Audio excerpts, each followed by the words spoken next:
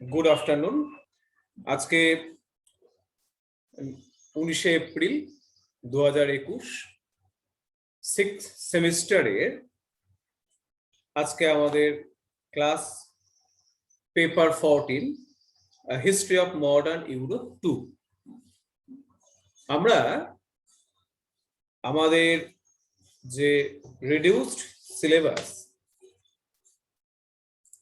সেই সিলেবাসের মধ্যে ইউরোপের ইতিহাসের যে পর্বগুলোর যোগসূত্র স্থাপন না হলে ঠিকঠাক ভাবে ইতিহাস বোধ গড়ে উঠবে না, সেই বিষয়গুলোকে লিঙ্ক আপ বিষয়গুলোকে আমরা চেষ্টা করছি বুঝে নিয়ে ইউরোপের ইতিহাসের মূল সূত্রধারা বা গতিধারাটাকে অক্ষুণ্ণ রাখতে।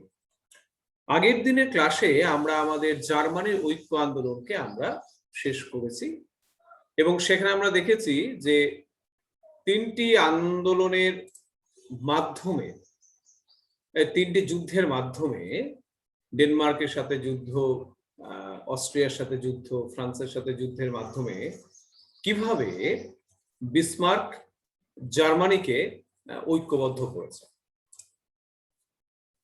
জার্মানি ঐক্যবদ্ধ আন্দোলন একটি বিষয়ে ইউরোপের ইতিহাসকে পরিষ্কার করে দেখিয়ে দিয়েছে যে কূটনীতির দ্বারা, সঠিকভাবে রাজনৈতিক কূটনীতির দ্বারা বিসমার্ক একটি অসাধ্য সাধন করে ফেলেছিল যে প্রাশিয়ার অধীনে যে জার্মানি দীর্ঘদিন ধরে ঐক্যবদ্ধ হতে পারেনি, সে জার্মানিকে ঐক্যবদ্ধ করেছিল এবং জার্মানি ঐক্যবদ্ধ হওয়ার সাথে সাথে ইটালিও তার ভেনিস এবং রোম এই দুটো প্রদেশ লাভ করে ইটালিও তার ঐক্যকরণের পথকে সম্পূর্ণ করেছিল। এবার আমাদের সেডানের যুদ্ধের পরবর্তীকালে ইউরোপের যে পরিবর্তন হলো তার প্রতি আমাদের একটু দিকপাত করা উচিত। মূলত 1870 খ্রিস্টাব্দে ইউরোপের ইতিহাসে এক গুরুত্বপূর্ণ অধ্যায়। ইতিহাসের ক্ষেত্রে আমরা ইতিহাসের ছাত্র হিসেবে আমরা দেখেছি যে বারংবার করে যে প্রত্যেক কিছু কিছু গুরুত্বপূর্ণ সন তারিখ যা ইতিহাসকে প্রভাবিত করেছে। ইতিহাসের ক্ষেত্রে যেমন ভারতবর্ষের ইতিহাসে 1757, 1857 এই সনগুলো কিন্তু ইতিহাসকে দারুণভাবে তার দিক নিয়ন্ত্রণের ক্ষেত্রে সাহায্য করছে। তেমন ভাবে ইউরোপের ইতিহাসে 1870 এমনই একটি সন।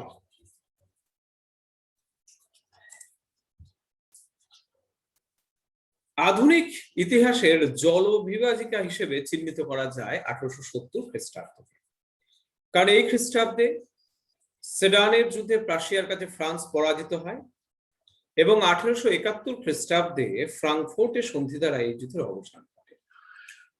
এই যুদ্ধের দ্বারা জার্মানি ঐক্যবদ্ধ হয় এবং ঐক্যবদ্ধ জার্মানি অচিরে ইউরোপের প্রধান শক্তিতে পরিণত হয়। একটা সময় আমরা দেখেছি ইউরোপের ইতিহাস ফ্রান্সকে কেন্দ্র করে আবর্তিত হয়েছে। পরবর্তী আমরা দেখেছি সেখান থেকে অস্ট্রিয়াতে চলে গেছে, অস্ট্রিয়াকে কেন্দ্র করে ইউরোপের ইতিহাস আবর্তিত হয়েছে। এইভাবে যে পরিবর্তনের গতিপথ সেটা কিন্তু ক্রমান্বয়ে জার্মানি ঐক্যবদ্ধ হওয়ার পর জার্মানিতে চলে গেছে। বিখ্যাত দার্শনিক টমাস কার্লাইলের ভাষায় Germany the queen of the continent এ পরিণত হয়। 1870 খ্রিস্টাব্দে জার্মানি এবং ইটালি ঐক্যবদ্ধ হয়। আর্থিক সমৃদ্ধি, সামরিক শক্তি, লোকবল, ভারী শিল্প এবং রেলপথের সাহায্যে জার্মানি ইউরোপে এক নতুন শক্তি, অনন্য শক্তি হিসেবে কিন্তু আবির্ভূত হয়। 1871 খ্রিস্টাব্দ থেকে 1890 খ্রিস্টাব্দ পর্যন্ত জার্মানির চ্যান্সেলর বিসমার্ক ছিলেন ইউরোপীয় রাজনীতির কেন্দ্রীয় প্রধান চরিত্র এই সময় তার অঙ্গুলি হেলনেই ইউরোপীয় রাজনীতির গতিপথ পরিবর্তন কিন্তু হয়েছে। ফ্রান্সকে পরাজিত করে জার্মানি তার ঐক্য সম্পন্ন করেছিল।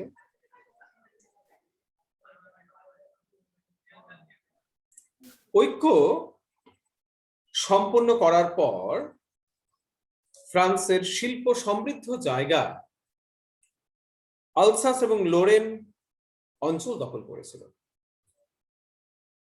ফ্রান্স তার এই অপমানের শোধ নিতে বদ্ধপরিকর ছিল জার্মানির প্রতি, এবং ভৌগোলিকভাবে ফ্রান্স এবং জার্মানি পাশাপাশি দুটি দেশ।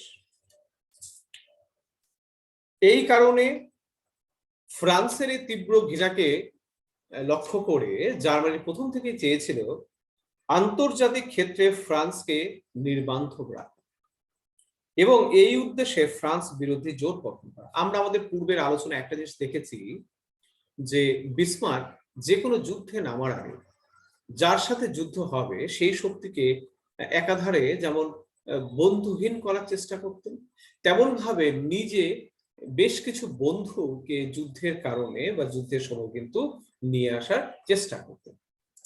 এই বিষয়টি কিন্তু ইউরোপীয় রাজনীতিতে খুব গুরুত্ব দাবি রাখে যে যুদ্ধের ক্ষেত্রে নিজের একটা জোট তৈরি করা এবং শত্রুপক্ষকে সব দিক দিয়ে বন্ধুহীন করে দেওয়া। তেমন ভাবে জার্মানি কিন্তু ফ্রান্সকে বন্ধুহীন করার দিকে কিন্তু এগিয়ে গেছে। অপরদিকে 1870 খ্রিস্টাব্দে যখন সেডানের যুদ্ধে ফ্রান্স পরাজিত হয় এবং জার্মানির ঐক্য সাধিত হয়, ফরাসি সম্রাট তৃতীয় নেপোলিয়ন বন্দী হন। তার প্রতিষ্ঠিত যে রাজতন্ত্র, যাকে দ্বিতীয় ফরাসি সাম্রাজ্য বলা হচ্ছে, তার পতন ঘটে এবং ফ্রান্সে তৃতীয় প্রজাতন্ত্র প্রতিষ্ঠিত হয়। প্রবীণ রাজনীতিক থ্রিয়ার্সের নেতৃত্বে একটি অস্থায়ী প্রজাতান্ত্রিক সরকার গঠিত হয় এবং উনি সেই প্রজাতান্ত্রিক সরকারের রাষ্ট্রপতি নির্বাচিত হন। 1871 খ্রিস্টাব্দের মার্চ মাসে শুরু হয় প্যারিস কমিউনের ঘটনা এবং সরকারের প্রতি বীতশ্রদ্ধ জনগণ বিদ্রোহ ঘোষণা করে এবং ক্রমান্বয়ে আস্তে আস্তে ফ্রান্স ইউরোপীয় রাজনীতিতে গুরুত্বহীন হয়ে পড়ে। রাজতন্ত্র না থাকার কারণে আরো গুরুত্বহীন হয়ে পড়ে। অপরদিকে অস্ট্রিয়া 1870 খ্রিস্টাব্দে ইটালি এবং জার্মানির ঐক্যের পর অস্ট্রিয়ার অবস্থাও শোচনীয় হয়ে পড়ে, কারণ অস্ট্রিয়ার যে মূল কারিগর তিনি ছিলেন প্রিন্স মেটার্নিক। তার অবর্তমানে অস্ট্রিয়ার অবস্থা শোচনীয় হয়ে পড়ে।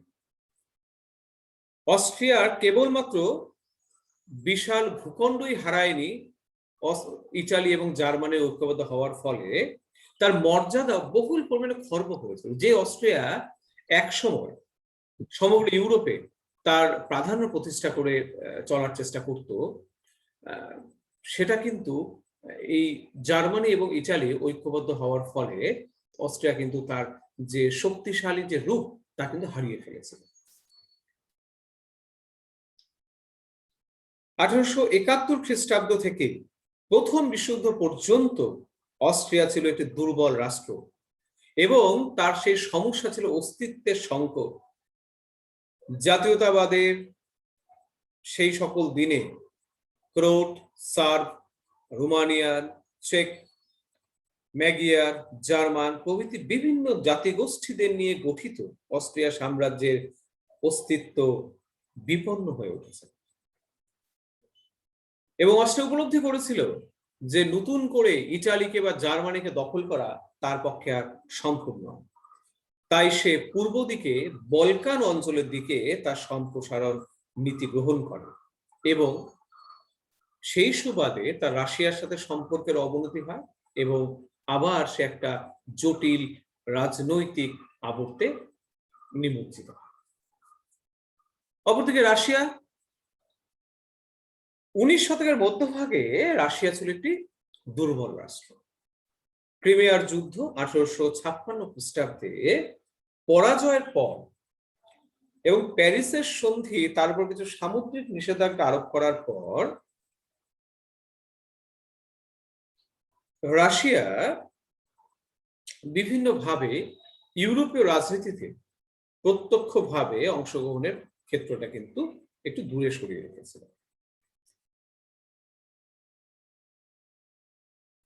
এবং 1870 খ্রিস্টাব্দে সেডানের যুদ্ধের পর রাশিয়া প্যারিসের সন্ধির সামুদ্রিক যে শর্তগুলি ছিল তা ভঙ্গ করত, এবং রাশিয়ার এই সামুদ্রিক শর্ত ভঙ্গ করার কারণে ব্রিটিশ ঔপনিবেশিক সাম্রাজ্যের নিরাপত্তা বিঘ্নিত হয় এবং দুই রাষ্ট্রের মধ্যে তিক্ততা বৃদ্ধি পায়।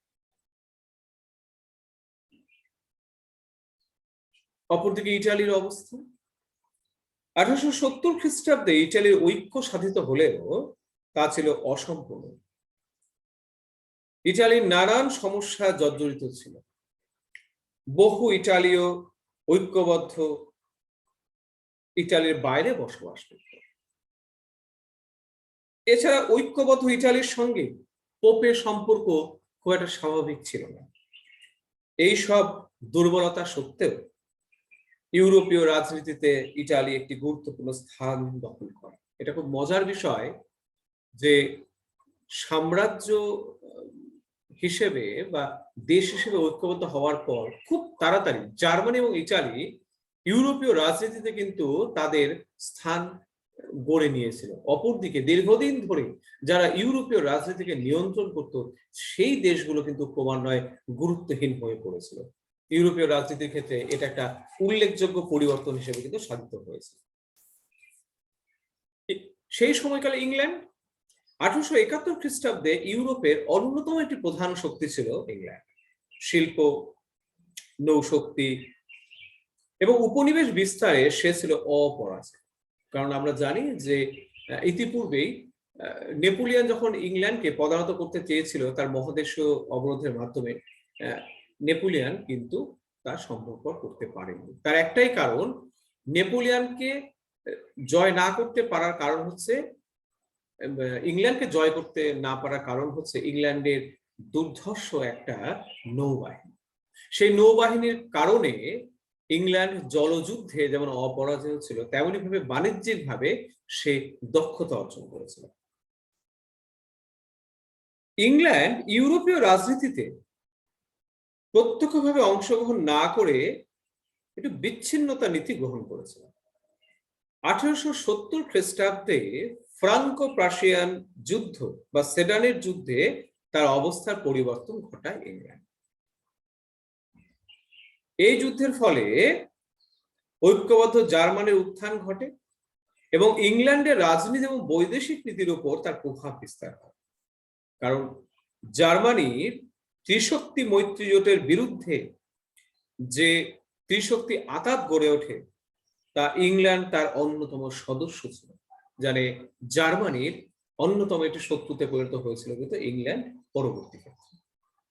1870 খ্রিস্টাব্দে ঐক্য সাধনের পর জার্মানি শিল্পে যথেষ্ট উন্নতি করে, যা ইংল্যান্ডের সম্মুখে চ্যালেঞ্জ হিসেবে উপস্থিত।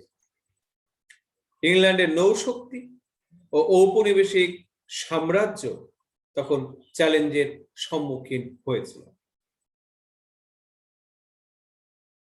তুরস্ক, 19 শতকে তুরস্কের অটোমান সাম্রাজ্য ছিল ইউরোপের দুর্বল ব্যক্তি। এর ফলে শুরু হয় পূর্বাঞ্চলীয় সমস্যা, যা 1870 থেকে 1871 খ্রিস্টাব্দ থেকে প্রবল রূপ ধারণ করে। তুরস্কের দুর্বলতার সুযোগে পূর্ব ইউরোপের দেশগুলির একাধারে স্বাধীনতা স্পৃহা বৃদ্ধি পায়। বলকান অঞ্চলে বিভিন্ন জাতিগোষ্ঠী আত্মনিয়ন্ত্রণের দাবিতে সোচ্চার হয়।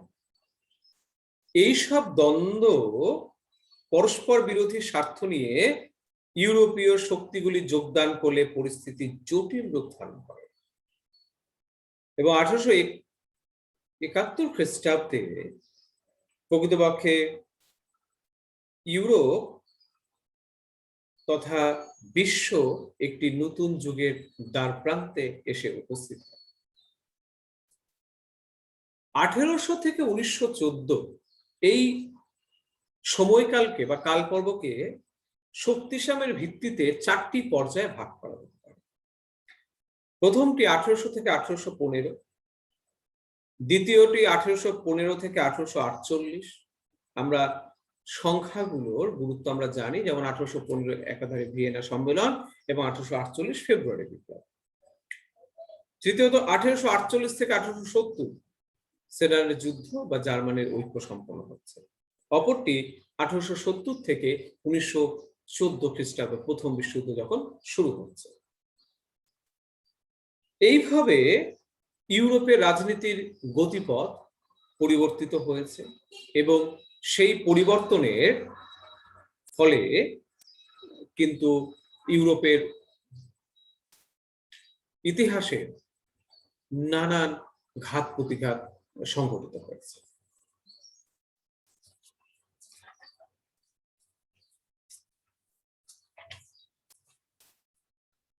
যে তুরস্কের কথা মাত্র আমরা বললাম, সেই তুরস্ক বা সেই পূর্বাঞ্চল সমস্যা, এই বিষয়টি ইউরোপের ইতিহাসকে দারুণভাবে প্রভাবিত করেছে।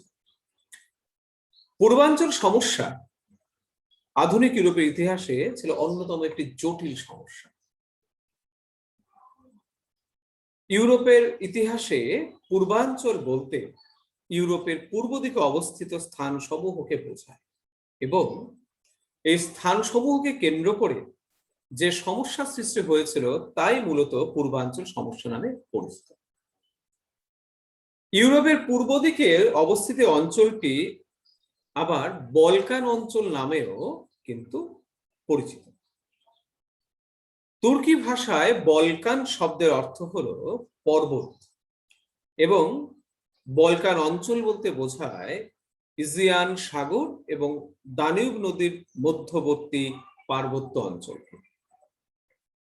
আসলে এটি ছিল একটি উপদ্বীপ এবং উত্তরে হাঙ্গেরি, দক্ষিণে ভূমধ্য সাগর, পূর্বে ইজিয়ান সাগর ও কৃষ্ণ সাগর এবং পশ্চিমে অ্যাড্রিয়াটিক সাগর। Greece, Bulgaria, Romania, Albania, Serbia, Moldavia প্রভৃতি স্থান এই অঞ্চলের অন্তর্ভুক্ত। এই অঞ্চল প্রাচ্যের নিকটবর্তী বলে পশ্চিম ইউরোপ একে নিকট প্রাচ্য বলেও অভিহিত করত। সেই কারণে এই অঞ্চলে যে সমস্যা তা পূর্বাঞ্চল সমস্যা, বলকান সমস্যা বা নিকট প্রাচ্য সমস্যা নামেও পরিচিত।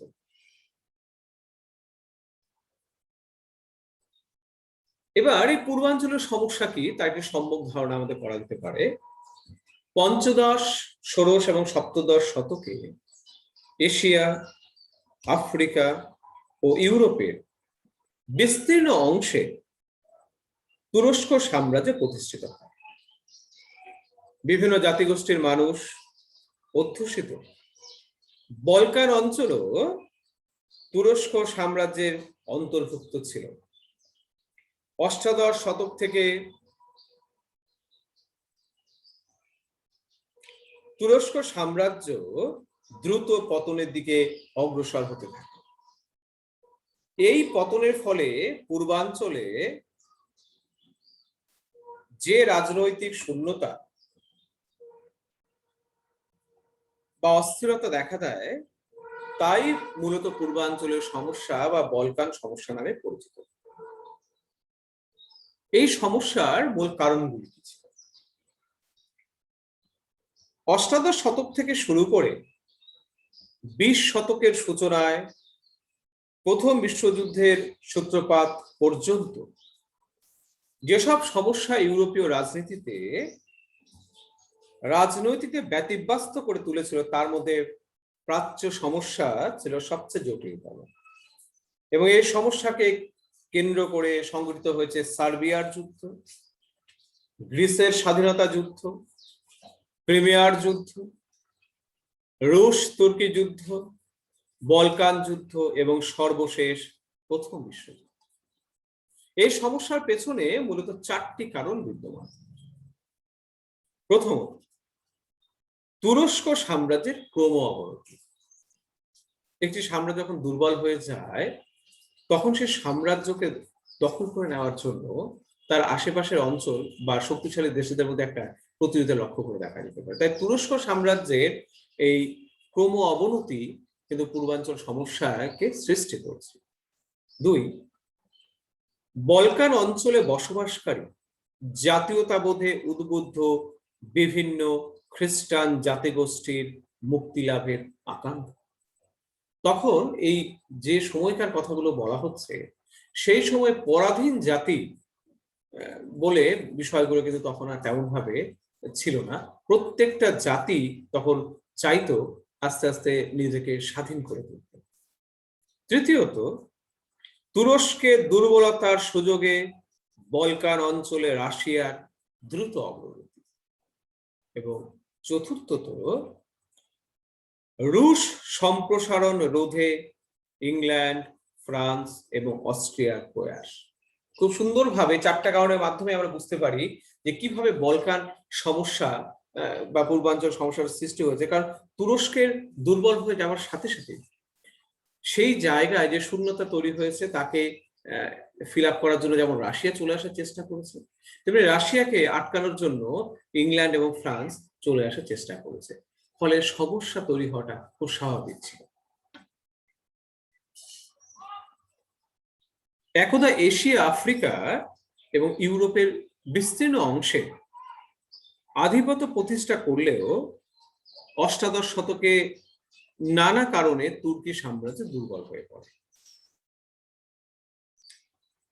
শাসন সংস্কারের অভাবে, বিভিন্ন সামাজিক, অর্থনৈতিক, সামরিক, প্রশাসনিক সব দিক থেকেই ইউরোপের অন্যান্য দেশ থেকে তুরস্ক পিছিয়ে পড়েছিল। তুর্কি শাসকেরা ছিলেন স্বেচ্ছাচারী, দুর্বল, অকর্মণ্য এবং সংস্কার বিমুখ। প্রজাবর্গের মঙ্গল সাধন বা গণতান্ত্রিক রীতিনীতি প্রবর্তনের কোনরূপ আগ্রহ তুরস্কের সুলতানদের মধ্যে কিন্তু লক্ষ্য করা যায়।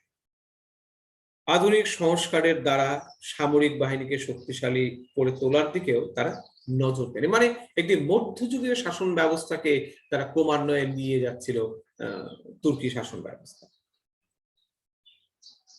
এ মতাবস্থায় আধুনিক অস্ত্রে সজ্জিত ইউরোপীয় প্রতিবেশীদের পাশে তুরস্ক দুর্বল ও নিষ্প্রভ রূপে প্রতিভাত। আভ্যন্তরীণ বিদ্রোহ বা বহিঃশত্রুর আক্রমণ রোধ করার কোনো ক্ষমতায় তুরস্কের ছিল না। এই কারণে তুরস্ককে ব্যঙ্গ করে বলা হতো ইউরোপের রুগ্ন মানুষ বা সিক ম্যান অফ ইউরোপ। এই কথাটি তোমরা খুব ভালো করে মনে রাখার চেষ্টা করবে, কারণ কখনো কখনো কোনো কোনো পরীক্ষায় প্রশ্নে এটি জিজ্ঞেস করা হয় যে ইউরোপের রুগ্ন মানুষ হিসেবে কাকে, কোন দেশকে বলা হয়? উত্তর এই তুরস্ক।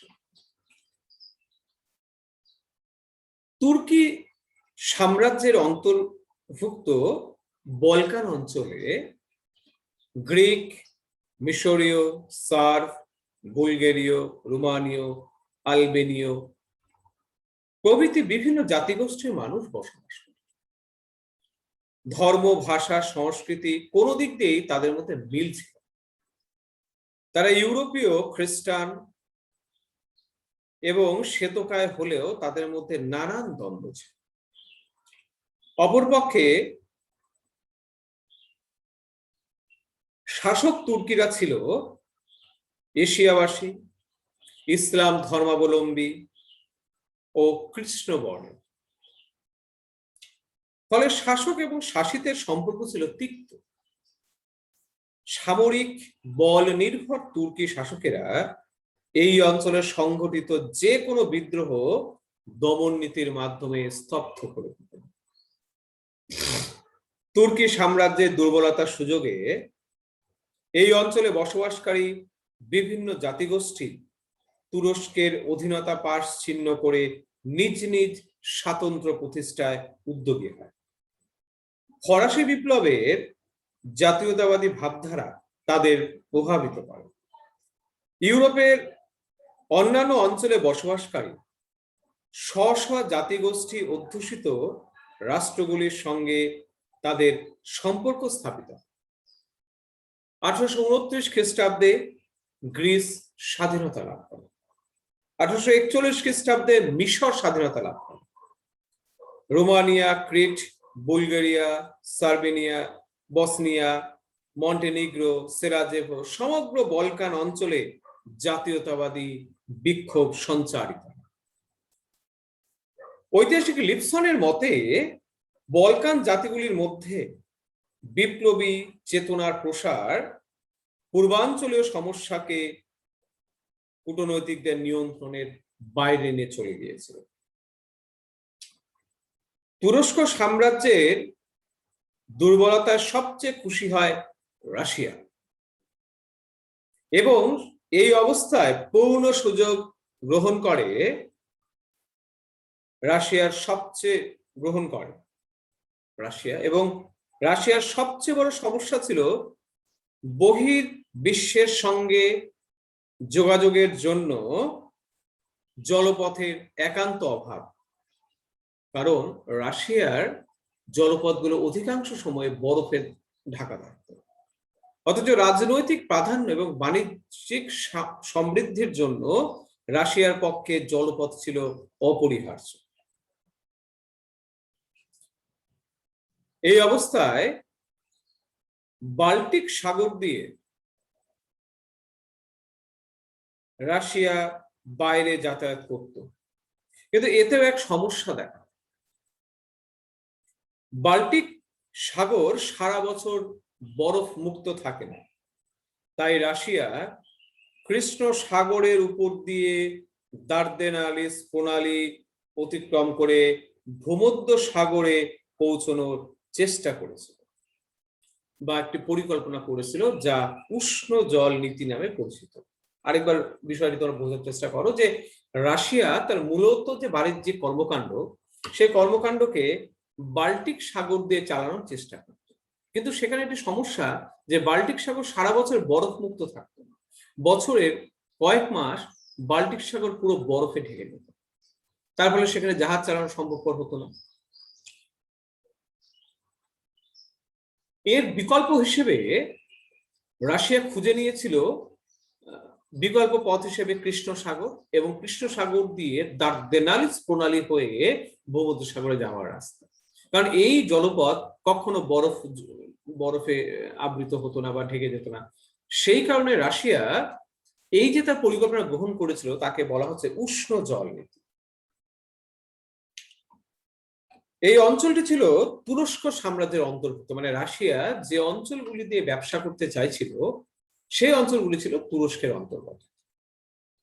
এই কারণে জার পিটার দ্য গ্রেটের আমল থেকে রাশিয়া তুরস্কের দিকে সম্প্রসারণ নীতি বা উষ্ণ জল নীতি গ্রহণ করে।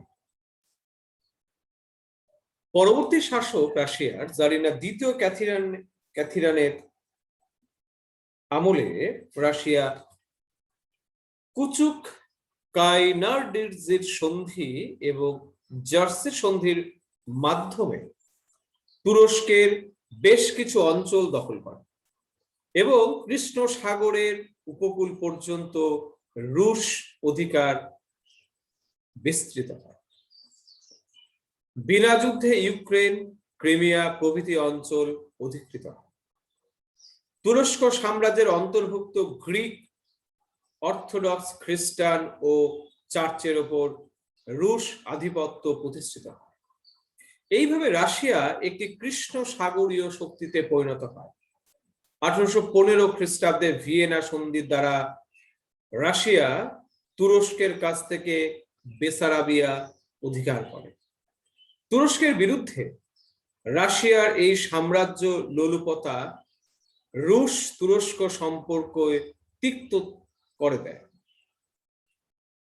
বলকান অঞ্চলের ওপর রুশ প্রভাব অন্যান্য যে ইউরোপীয় শক্তিগুলি, বিশেষ করে ইংল্যান্ড, ফ্রান্স, অস্ট্রিয়া, তাদের পক্ষে মেনে নেওয়া সম্ভব ছিল না ইংল্যান্ড, অস্ট্রিয়া এবং ফ্রান্স আশঙ্কা করে যে বলকান অঞ্চলে যদি রুশ প্রভাব বৃদ্ধি পায় তাহলে সেখানকার শক্তি সাম্য বিনষ্ট হয়ে পড়বে। তারা চাইতো যে তুরস্কের সাম্রাজ্যের অখণ্ডতা বজায় থাক এবং তুরস্ক সাম্রাজ্য যদি শক্তিশালী থাকে তাহলে রাশিয়ার আধিপত্য এই অঞ্চলে বিনষ্ট হয়। ইংল্যান্ড মনে করত যে ভূমধ্যসাগর অঞ্চলে রুশ অগ্রগতি ঘটলে এই অঞ্চলে ব্রিটিশ নৌ প্রাধান্য বিনষ্ট হবে এবং ইংল্যান্ডের ভারতীয় সাম্রাজ্য বিপন্ন হবে, যে ভারতবর্ষ যে ইংল্যান্ডের সাম্রাজ্য সেটা বিপন্ন হয়ে পড়বে। অস্ট্রিয়া ছিল মূলত একটি স্থল সাম্রাজ্য এবং অ্যাড্রিয়াটিক সাগর এবং দানিউব উপত্যকায় তার অর্থনৈতিক স্বার্থ জড়িত ছিল। রুশ অগ্রগতিতে তার এই স্বার্থ বিঘ্নিত হয়। এছাড়া রাশিয়া ছিল স্লাভ জাতিগোষ্ঠীর নেতা। রাশিয়ার এই স্লাভ আন্দোলন এর সঙ্গে অস্ট্রিয়া বসবাসকারী স্লাভদের যোগাযোগের সম্ভাবনা ছিল এবং তার ফলে অস্ট্রিয়া সাম্রাজ্যের নিরাপত্তা বিঘ্নিত হয়। এই সব কারণে অস্ট্রিয়া বলকান অঞ্চলে রাশিয়ার আধিপত্যকে কোনোভাবে স্বীকার করতে চায়নি। রুশ সম্প্রসারণে ফ্রান্সও শঙ্কিত হয়ে ওঠে। সিরিয়া এবং মিশরে ফ্রান্স কিছু বাণিজ্যিক সুবিধা ভোগ করত। বলকান অঞ্চলে রোমান ক্যাথলিক খ্রিস্টানদের উপর কর্তৃত্ব করত। রুশ সম্প্রসারণে ফ্রান্সের সেই স্বার্থ হানি ঘটে। এই সব কারণে পূর্বাঞ্চলীয় সমস্যা একটি জটিল রূপ ধারণ করে এবং লর্ড মরলে বলেন যে পূর্বাঞ্চল সমস্যা হলো একটি পরিবর্তনশীল, সমাধানবিহীন একটি সমস্যা যা পরস্পর সংঘর্ষশীল এবং পরস্পর বিরোধী জাতিগোষ্ঠী এবং পরস্পর বিরোধী স্বার্থ জটিলতা সৃষ্টি করেছে।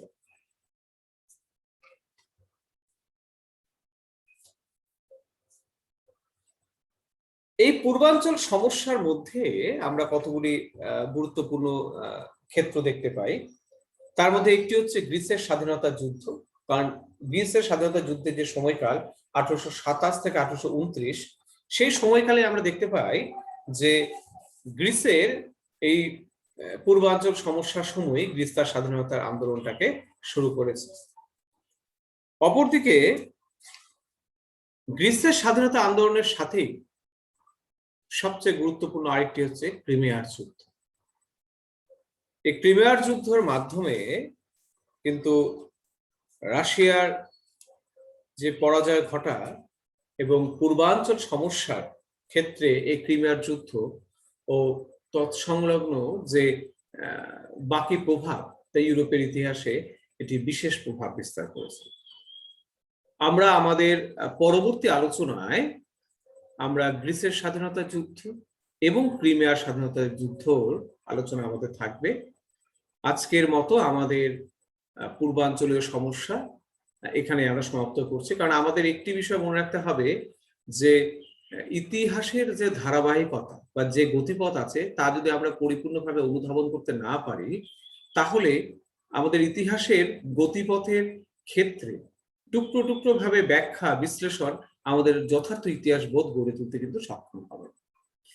তাই ইটালির ঐক্য আন্দোলন, জার্মানির ঐক্য আন্দোলন 1870 খ্রিস্টাব্দের পর থেকে ইউরোপের ইতিহাস কোন পথে গিয়ে 1914-তে প্রথম বিশ্বযুদ্ধে রূপান্তরিত হচ্ছে, এই গতিপথটাকে জানার জন্য একাধারে পূর্বাঞ্চল সমস্যা, গ্রিসের স্বাধীনতা যুদ্ধ, ক্রিমিয়ার স্বাধীনতা সবগুলোই সমগুরুত্বর দাবি রাখে। কারণ এই ঘটনা বহুল জায়গা দিয়েই কিন্তু ইতিহাস অগ্রগতি ঘটেছে এবং তা প্রথম বিশ্বযুদ্ধে হয়েছে। প্রথম বিশ্বযুদ্ধের কারণ যখন আমরা পড়াশোনা করব তখন দেখতে পাবো যে সেই কারণের মধ্যে সেই 1870-এর পর থেকে ইতিহাসগুলো বারবার করে উঠে এসছে সেখানে। আজকে সবাইকে ধন্যবাদ এই ক্লাস অ্যাটেন্ড করার জন্য।